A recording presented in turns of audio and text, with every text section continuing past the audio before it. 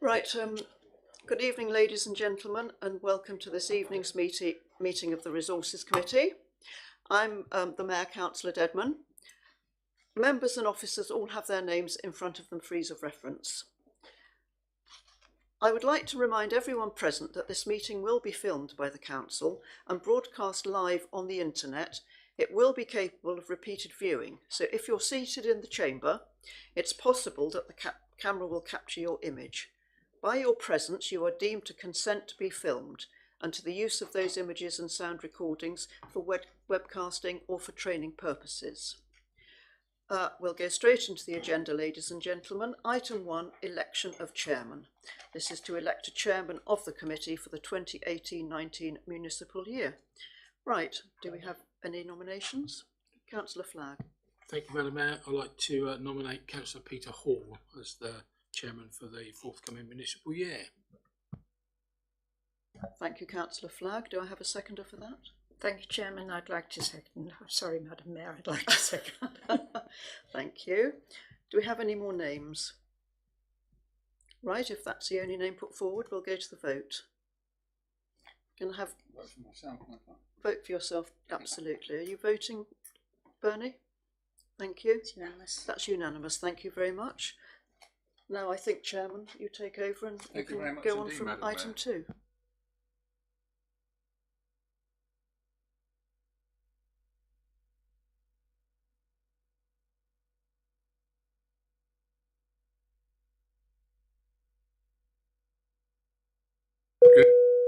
Thank you for your support. It's now election item 2, election of the vice chair, and I'd like to propose Councillor Trish Jameson as the vice chair. A seconder? Second.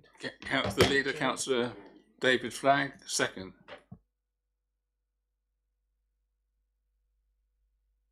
The nominations. Right, then I'd like to propose that we go to the vote. Those in favour? Unanimous. Yes. Thank you very much.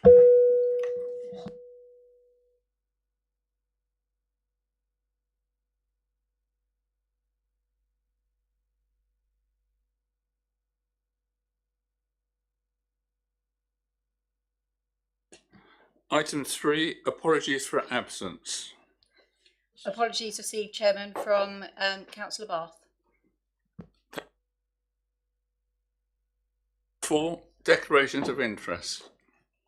Any members' declaration of interest? None. Received. Item 5, minutes of the previous meeting. May I have a proposal if they're acceptable? The Vice Chairman, Chairman. Thank you very much, Vice Chairman. Trish Jameson.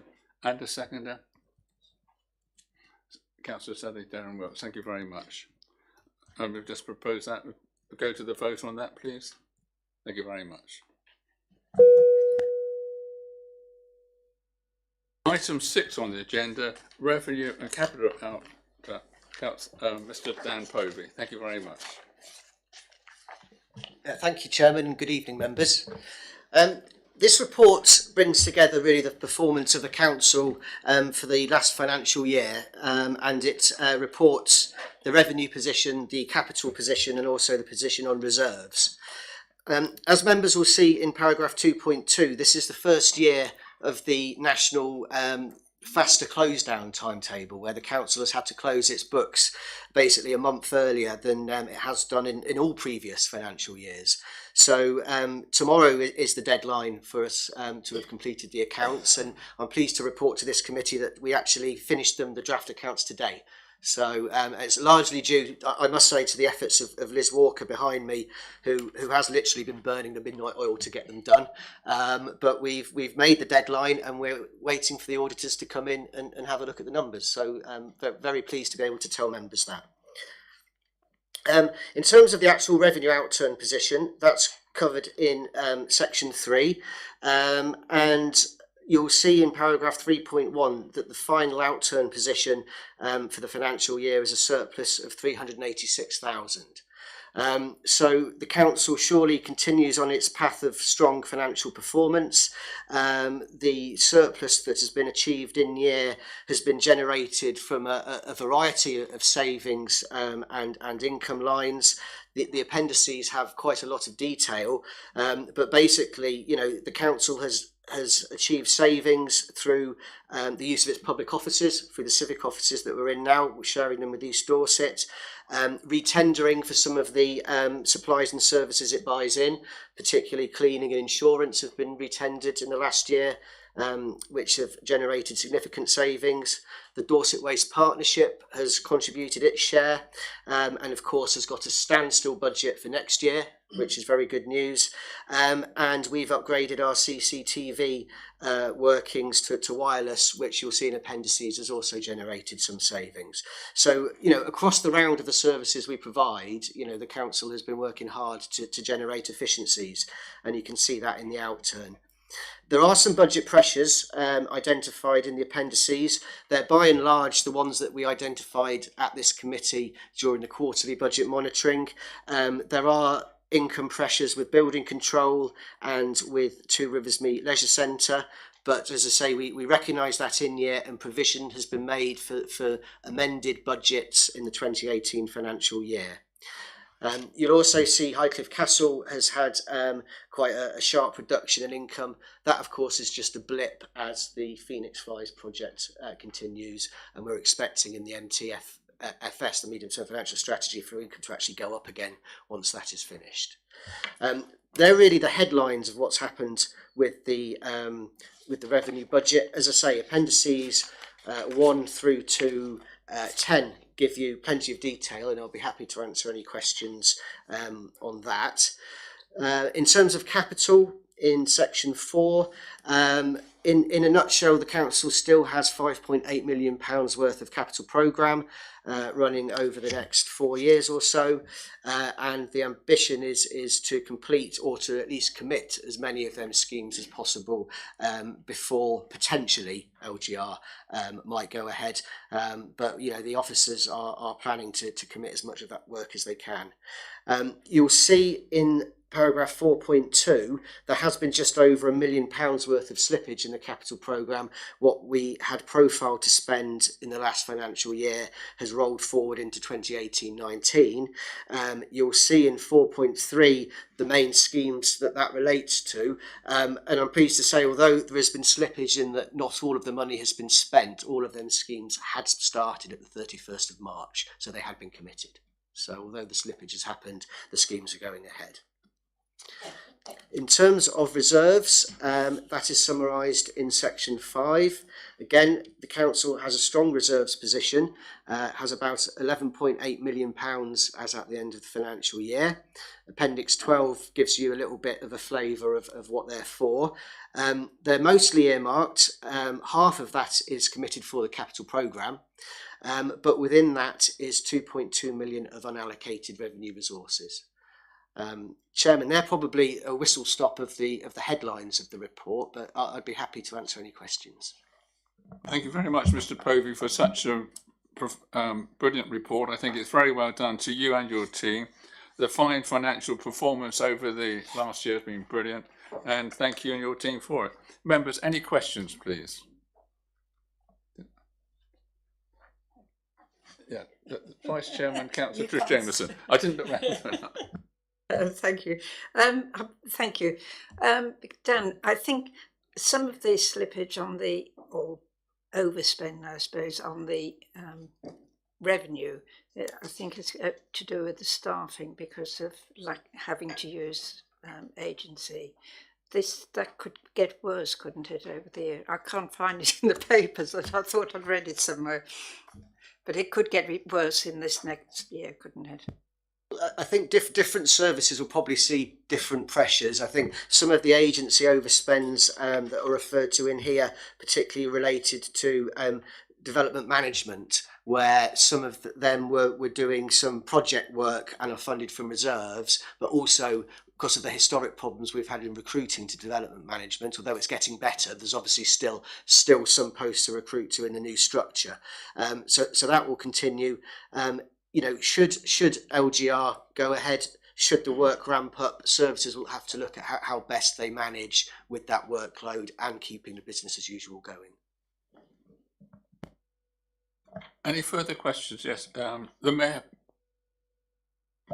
Yes, thank you, Chairman. It's on Appendix 7, and it's just at the top of it's item elected member allowances. We've got savings mainly related to discontinued spokesperson's allowance, but then we've got a 1% increase. I wasn't quite sure what the spokesperson's allowance was, and then why we're bringing it back or are we not bringing it back. Can you just clarify that for me? Yes, I can. Thank you, Chairman. Yes, so what we're saying there is we have allowed for a 1% increase in the general allowances, but because we haven't removed the spokesperson's allowances from next year's budget, we're expecting to see some headroom in that budget again this year. Any further questions, Right, members? Thank you, Chair.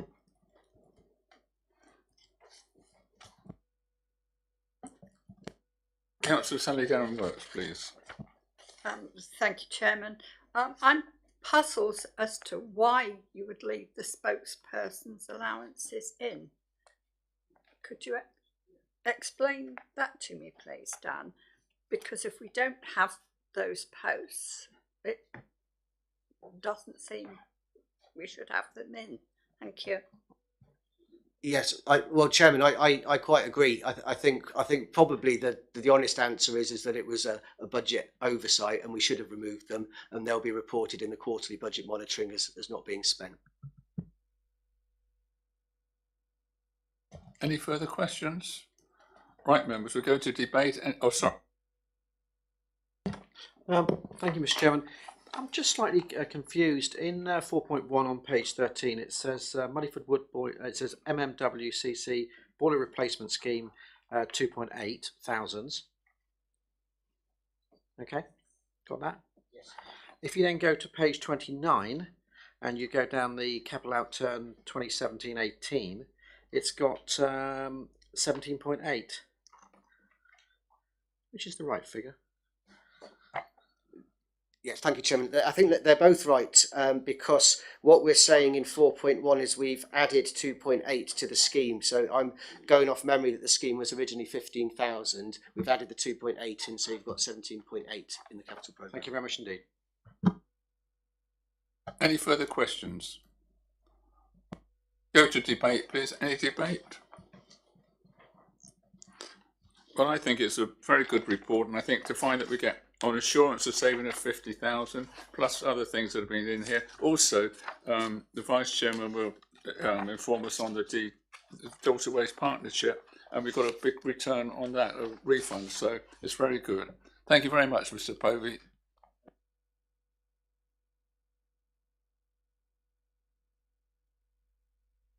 Item 7. Representation at meetings on behalf of the Council. Sorry. Go back to 6, revenue and capital, on item 6, right. We've had no debate. We put it to the vote that we accept this report. And we've got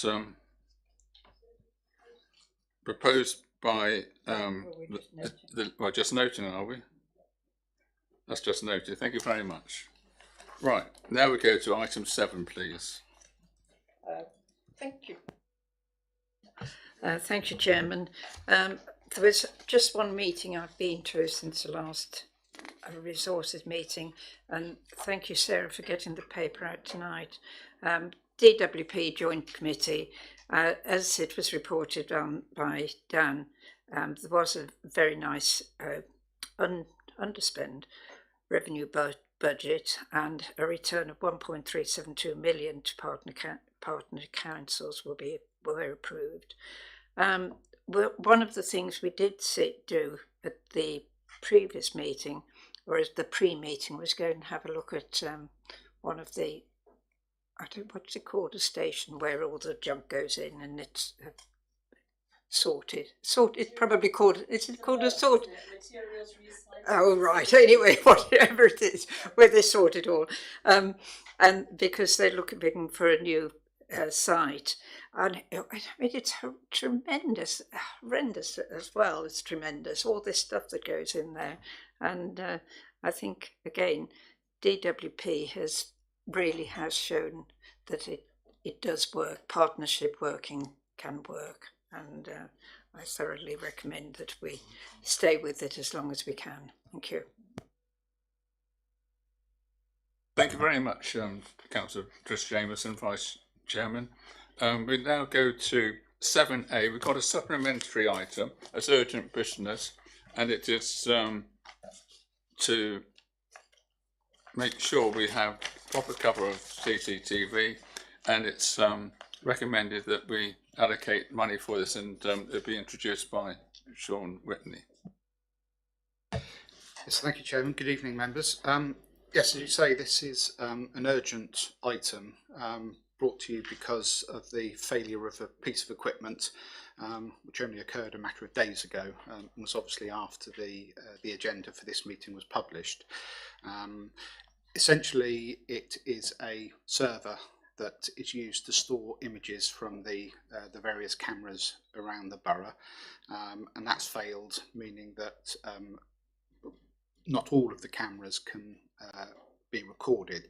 That obviously causes problems should we or the police want to review images from days or weeks ago, and so as a temporary fix, what we've been able to do, there are two servers, so we've been able to migrate some of the cameras, the more important ones, onto the other server as a temporary measure, but it does mean there are some cameras which currently are not able to be recorded.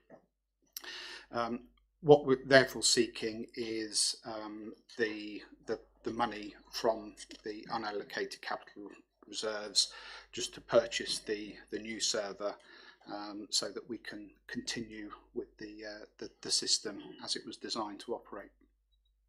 So unless there was anything else I can assist with. Yeah, questions, members? Thank you. Sean, could you just explain to members which part of the borough are not at the moment covered by CCTV? We're not revealing exactly which cameras are not working, because obviously it means that that remains secret. Right. Any other questions for the officer, please? Well, it's necessary to have this put into place, so would Councillor Mary Davis, would you propose? Thank you, please? Chairman. Yes, as the member responsible for community safety and knowing what an important crime fighting and safety tool CCTV is, I'm happy to propose that we accept the officer's recommendation.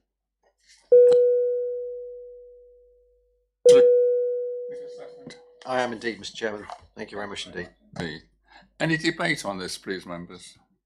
The leader, Councillor David Flagg. Thank you, Chairman. Yeah, I just wanted to add in 4.4. Officers are saying that obviously the objective is preventing and reducing the crime, and I think we should also sort of mention that it's the prevention of the fear of crime, because that's one of the things that is very awkward or difficult to measure. And I think that you know, if residents knew that we had a problem somewhere in the borough, then that would obviously increase the fear of crime with our residents. So the sooner the better, as far as I'm concerned. Any other comment? Right. Deputy Me. Trish Jameson. Thank you, Chairman. Only to say again, I'll back this up completely. I think it is important. It's quite surprising when you see on television, you know, and they say somebody has been spotted here, you know, missing people, and they've been seen here and there and everywhere. I hate to think how often, you know, if you looked at it, how often you would find yourself on these pictures, but they only keep them for a month, is it, or something? That's relief, isn't it? But I think this is very important that we do keep up to date on this. Thank you. Any further debate, members? One more, if I may. Councillor Bernie Perhaps Davis. you will really answer this one. We've got a timescale on this, please, because it is important. Yes, I've spoken to the contractors today, and they say there is a lead-in time of 2 weeks for it, but they will try and achieve that sooner if possible, because again they recognise the critical nature of the failure.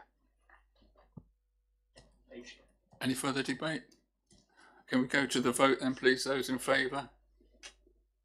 Unanimous, Yes. Chairman. Thank you very much.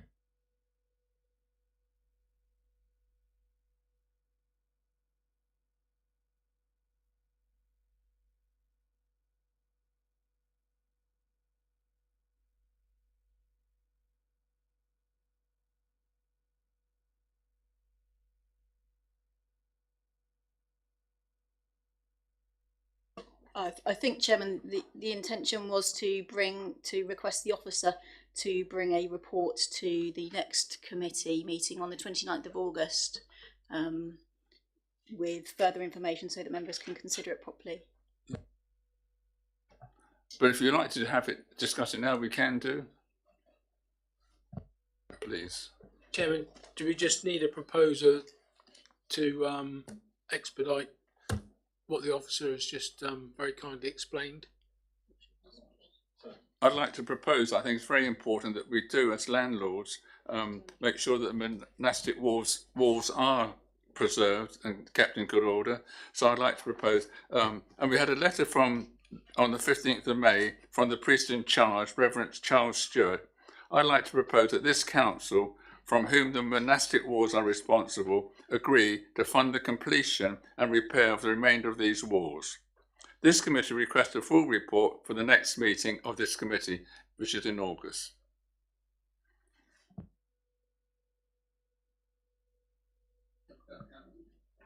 The Mayor, Councillor Leslie Dedman. Chairman, if I may just comment on this. The Priory requested an allocation of £100,000. That financially is a key decision, and it will therefore need to go to council for it to be decided. From my knowledge at the moment, I'm not certain what that £100,000 includes for. So I needed a bit of due diligence to actually find out what and where and what allowances have been made. One thought that crosses my mind is, does it include any professional fees? Because we are likely to need the service of a conservation architect to move that forwards.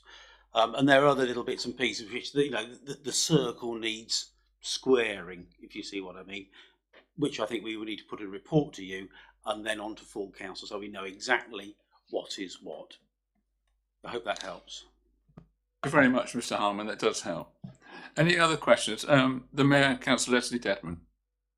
Yes, thank you, Chairman. It's not particularly a question, although I take the officer's point.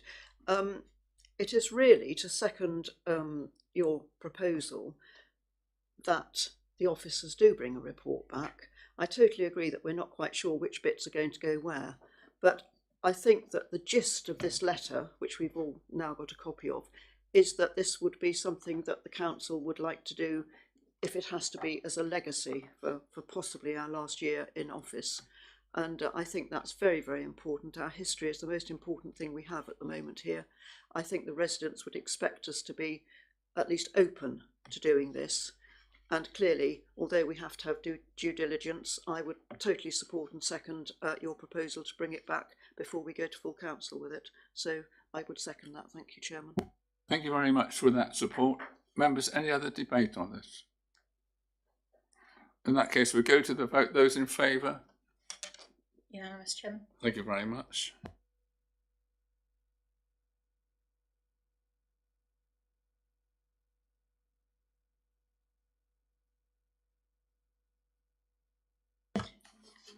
So item 8 is the forward plan. Obviously it's looking rather light at the moment, but we now have an additional item obviously to go on to the 29th of August, which will be the report that Ashley will write in terms of the Priory.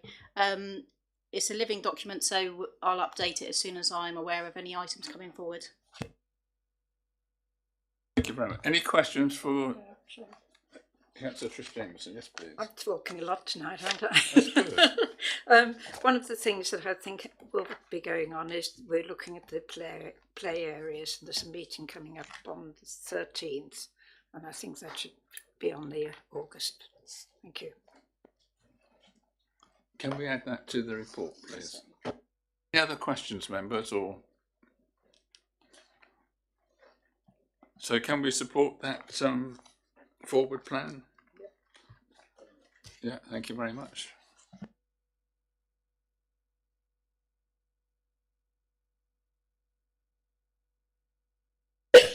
We will go to exempt items now. We've got some business below the line, so we have to exclusion of the press and public, please. Chairman, I'd like to propose that we exclude the press and go into exempt session. Thank you very much. Enter, please. All those in favour? Thank you very much. So, Chairman, just to clarify, the report itself isn't actually exempt, it's the appendix that is exempt. So should members wish to discuss the appendix, then we will need to be in exempt session. But the report itself, as I understand it, is actually a public report. So you just need to be mindful if you wish to discuss the appendix. we have decided it'd be better all to be exempt, please, if that's okay.